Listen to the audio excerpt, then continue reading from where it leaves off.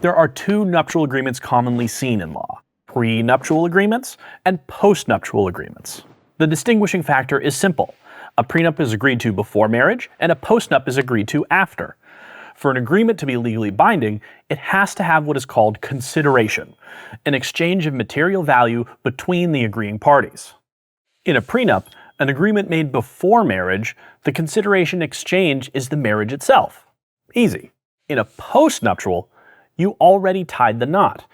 If you're negotiating a postnup, you'll actually have to give something up to make it enforceable. Maybe it's a monthly payment, or maybe it's a certain amount of alimony guaranteed, or maybe it's a greater share of the assets upon separation. Maybe your spouse gets the right to use the shower first in the morning for the length of your relationship.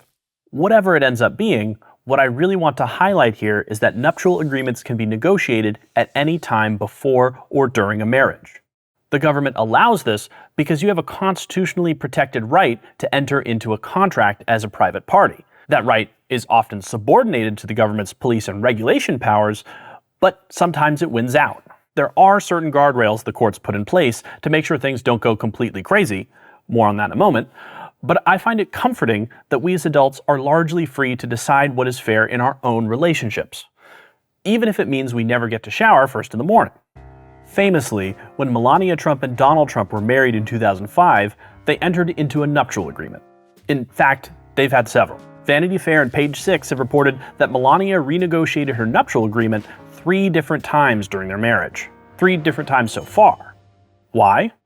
To ensure there was enough money for her and her son Barron Trump to start over should Big Donnie's legal troubles ever really catch up with him.